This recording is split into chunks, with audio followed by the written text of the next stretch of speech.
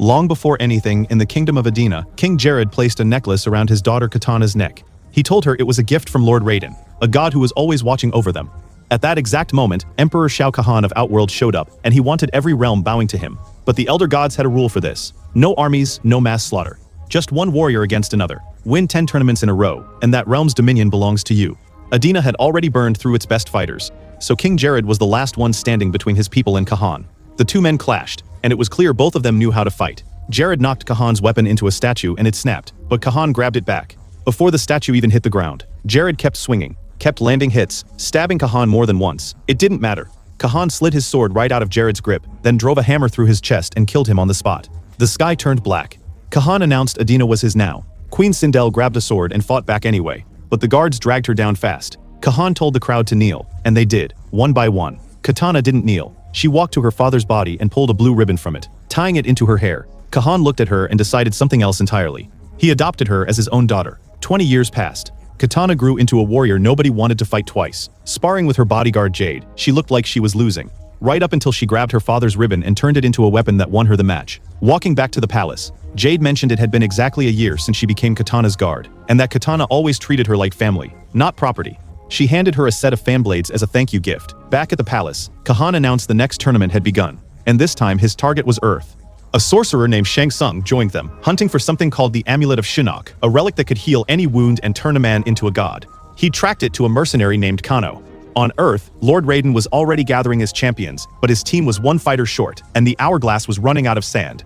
In an old warehouse, a man named Johnny Cage was surrounded by armed thugs, and he handled every single one of them without breaking a sweat, dodging a rocket that ended up blowing up a helicopter instead. Except none of it was real. It was footage from an old action movie. Johnny used to be a star. Now he signs autographs at conventions where half the room doesn't recognize him anymore. In a parking lot, Raiden and a soldier named Sonya Blade approached him, saying he'd been chosen to fight in a tournament that would decide the fate of the world. Johnny laughed them off as fans until Raiden ripped open a portal in the middle of the parking lot. That got his attention. He crossed through and landed at Raiden's Sky Temple, where the other champions were already training, and every one of them had actual powers. Johnny had none. When Sonya explained the tournament was called Mortal Kombat because fighters could genuinely die, Johnny tried to back out immediately.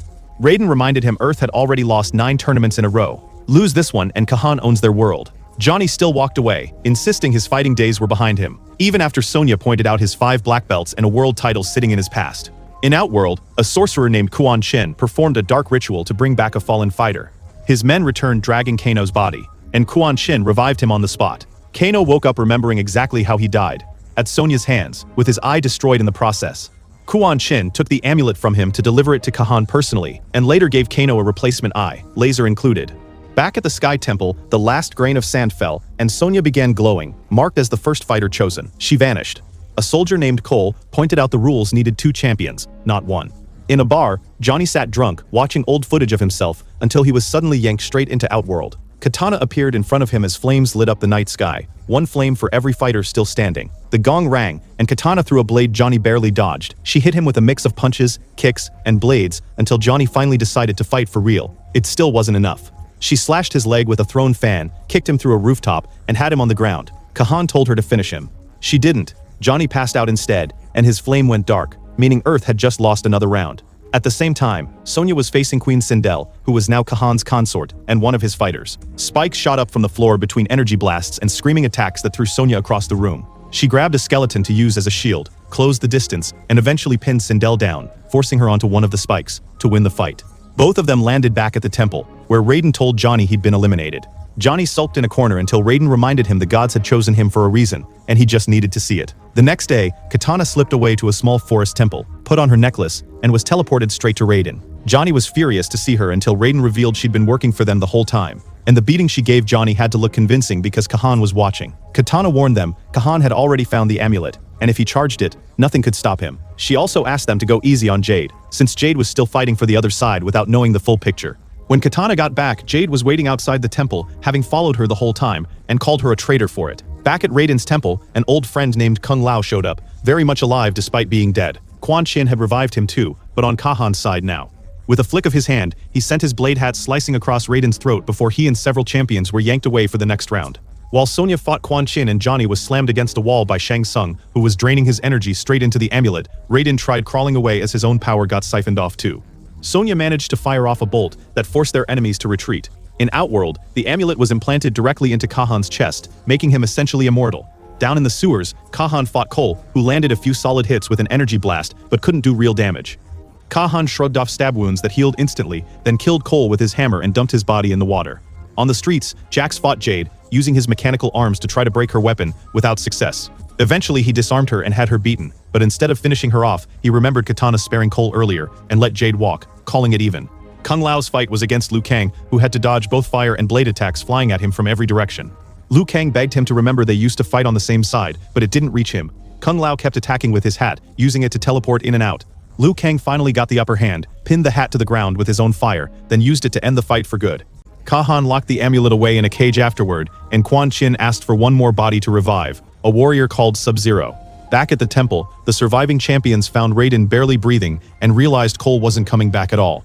Kitana arrived and told them Raiden's power was fading fast, and they needed to stop Kahan before the portal shut for good. She mentioned an old tunnel beneath the castle once used by a race of warriors called the Tarkatans. She tried to return to Outworld to help, but Jade and 2 guards blocked her path, arrested her for treason, and took her fans. The champions traveled to the Tarkatan village and met their leader, Baraka, who wasn't interested in helping without an army to back them up. Liu Kang challenged him to a duel and got turned down flat. Johnny, of all people, started mocking the clan until Baraka agreed to fight, though he chose Johnny as his opponent instead of Liu Kang. Baraka's retractable arm blades made the fight brutal, and Johnny got thrown through a roof, trying to hide from him. Sonya yelled at him that if he was just an actor, then he needed to act like a warrior. Something clicked. Johnny's attacks sped up and actually started landing, and he cornered Baraka long enough to end the fight with a well-placed hit. Impressed, Baraka agreed to help them, guiding them to the tunnel that night and clearing the guards at the entrance himself. He couldn't go further, since Tarkatans weren't allowed inside the castle. Inside the throne room, Kahan tried to make Kitana talk, and when threats alone didn't work, Quan Chin revived her mother Sindel just so Kahan could threaten to kill her in front of Kitana. She admitted she'd gone to Earth looking for Raiden but claimed she never found him. Kahan had her chained in the town square as a warning to anyone else thinking about betraying him. Inside the castle, the champions split up to search for the amulet while someone watched them from the shadows. Liu Kang found it first, but Kahan showed up fast. Liu Kang unleashed twin fire dragons that engulfed Kahan completely, and it still didn't hurt him. The fight turned physical, and Liu Kang managed to disarm him and grab the hammer to smash the cage open. Kahan stopped him and knocked him down instead. Jax arrived just in time, so Liu Kang kept Kahan distracted with fire while Jax worked on breaking the cage open. Before Jax could grab the amulet, Kahan threw Liu Kang aside and turned on Jax instead. Johnny and Sonya showed up right as Kahan drove his hammer through one of Jax's arms and tore it clean off. Sonya's energy bolts barely slowed Kahan down, and he swatted her aside with almost no effort. Jax blocked the killing blow with his one remaining arm, bought a little time, then lost that arm too. Johnny made a run for the amulet, but Sub-Zero got there first. Kahan used the chaos to throw Jax into a column and kill him outright. Sonya hurled insults at Kahan before both of them vanished for the next round. After Sub-Zero disappeared, a group of guards showed up with Kano, who mocked Johnny's old movies before turning around and killing every single guard with one laser blast, revealing he was on their side now. He explained he preferred Earth's comforts over Outworld's misery, which was reason enough to switch teams. He also revealed Sub-Zero had taken the amulet into the Netherrealm, the land of the dead. Raiden would use whatever power he had left to send them there, meaning if the amulet wasn't destroyed and Raiden's strength restored, they'd be trapped there permanently. They'd need a guide too. In the Netherrealm, Johnny and Kano found the spirit of a warrior named Scorpion and asked for his help. He refused, until he heard Sub-Zero had been brought back to life. Scorpion's family had died at Sub-Zero's hands, and the second that memory surfaced, his grief turned the whole environment into something closer to actual hell. He agreed to guide them. Back in Outworld, Jade chained Kitana up in the square, ignoring every attempt Kitana made to reach her old friend. Then Jade went straight to Shang Tsung and asked him to enchant her weapon so she could help protect the amulet, revealing she'd only pretended to switch sides. In the square, Liu Kang and Sonya found Kitana just as Kahan appeared for the final round. Sonya and Liu Kang fought together, but Kahan was too strong for both of them combined, knocking Sonya down hard before Liu Kang's fire bought them a little breathing room.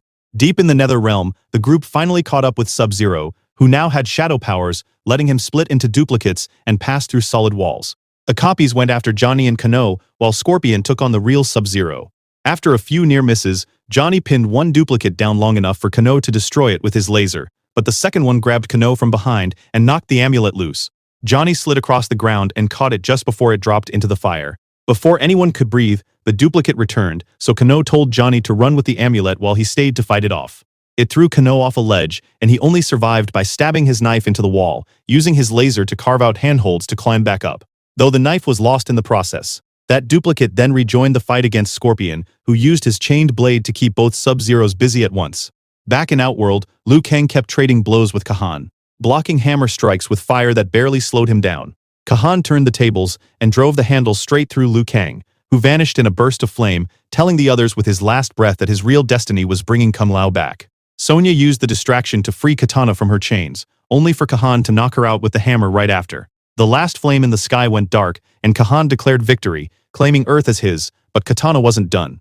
She summoned her fans, publicly renounced Kahn, and declared she was fighting for Earth instead. A new flame lit up the sky, accepting her as Earth's final champion, which meant Kahn was now the last fighter left on his side too. A vicious fight broke out between them, and even multiple direct stabs barely seemed to slow him down. In the Netherrealm, Johnny watched Scorpion battle both Sub-Zero copies until the duplicate cornered him and dangled him over the edge, demanding the amulet. Johnny refused and kicked him loose instead, sending him falling and dropping the relic on the way down. That duplicate rejoined the main fight, merging back into the original Sub-Zero, giving Scorpion the opening to run him through with his chained blade and finish him for good. Back in the town square, Kahn knocked Kitana unconscious, and Sub-Zero broke away from the fight to retrieve the amulet, ready to kill Johnny next. That's when Jade reappeared, her earlier betrayal revealed as an act, using her newly enchanted weapon to blast the amulet instead. Kano returned to add his laser to the attack, and Scorpion finished the job with a blast of fire. At the temple, Shang Tsung closed in on a nearly powerless Raiden, ready to end it.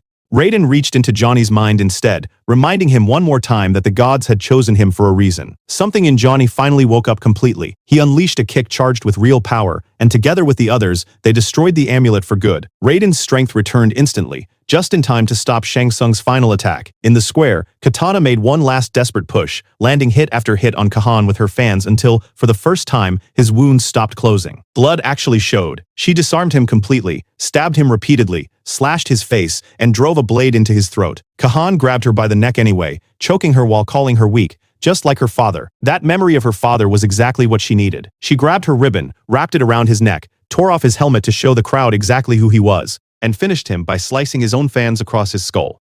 The tournament was over. Adena was free. The crowd crowned Kitana their new queen on the spot. Later, she sat on the throne with Jade standing loyally beside her as her right hand. Meanwhile, on Earth, Johnny was busy telling the entire story to the Tarkatans when Raiden and the rest of the champions interrupted him with news. Kano had captured Quan Chin, and now they had a way to bring back every warrior they'd lost along the way. If you enjoyed this, smash that like button and subscribe for more.